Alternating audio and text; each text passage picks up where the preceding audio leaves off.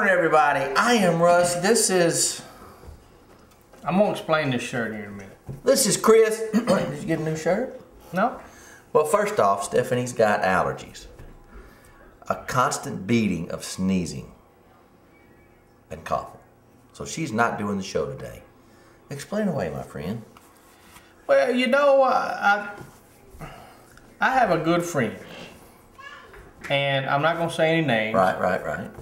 And I didn't tell you where I went yesterday. Right. Well, my friend has a young daughter, gorgeous little young daughter, goes to school, has a good job, and life just ain't good enough. She had a nervous breakdown. She's been in the hospital for a month, and mid-20s, and so I went to visit her. Okay. The mom had a nervous breakdown, or the kid? The mom. Okay. And you know, it was a nice place, so I didn't wear my Red Sea stuff. I didn't want people asking me, Right. Take what it your away. shirt stand for. Okay. And I think it was good that I went, because you know how we are. We're positive, Right. no matter what.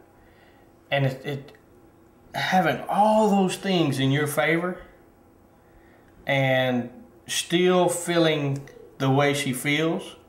Oh yeah. It's hard, do you understand? She has tried to overdose. That's the reason her mother and sisters went and got her. She don't want to get out of bed.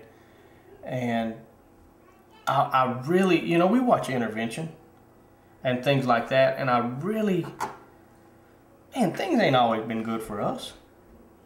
We've been on our last pack of ramen noodles, but when we look around, things aren't that bad. Right.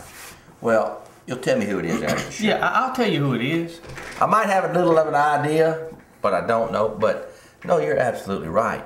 But it is and they do this on Intervention, and I've seen it. I think it's the mental state of the person, knowing that really, and really, on our last dime, on our last, ain't no way we're gonna make it, on our last, you're here in Phoenix, the kids are at home, there's problems.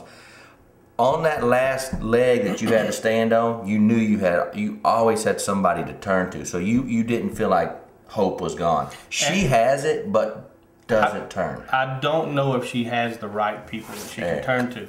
So that's why I said, hey, come meet me and let's just go to dinner.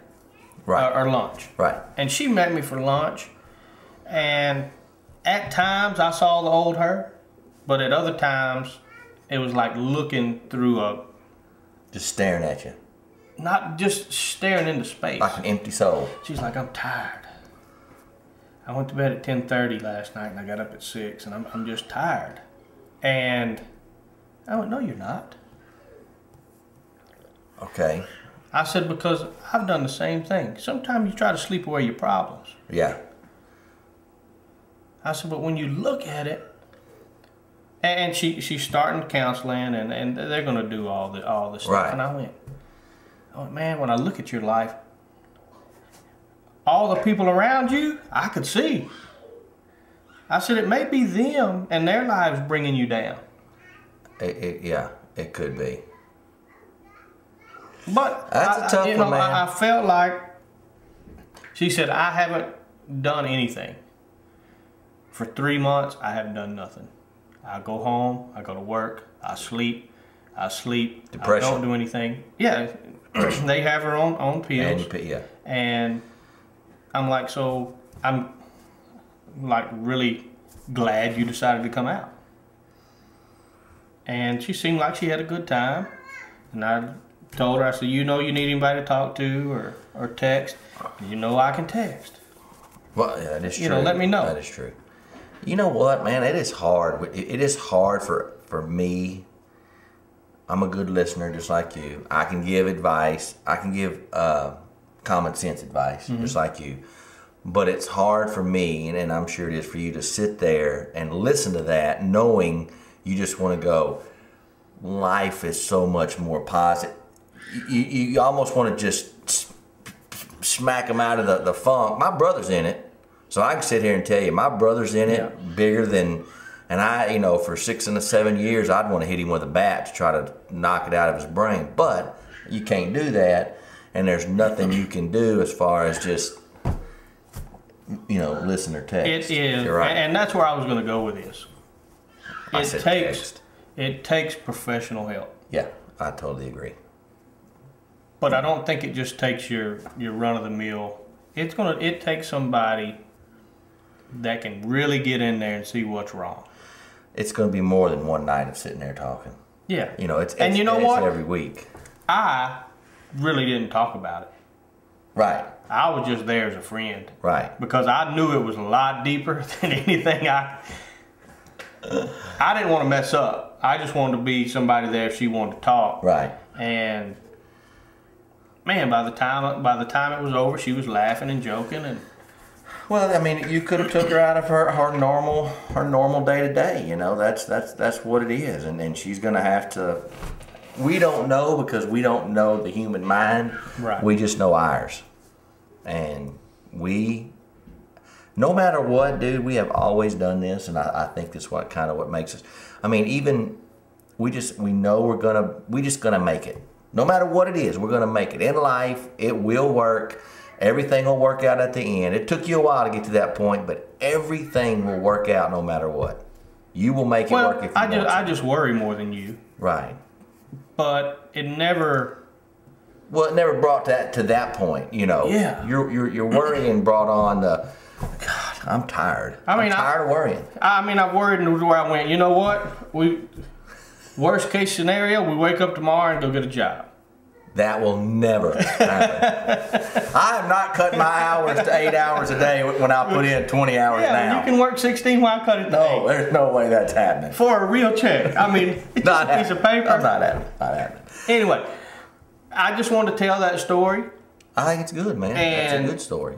You guys, I know everybody has friends that have problems. Don't try to fix their problems all the time, but lend an ear. Yeah. Lend a shoulder. That's the thing.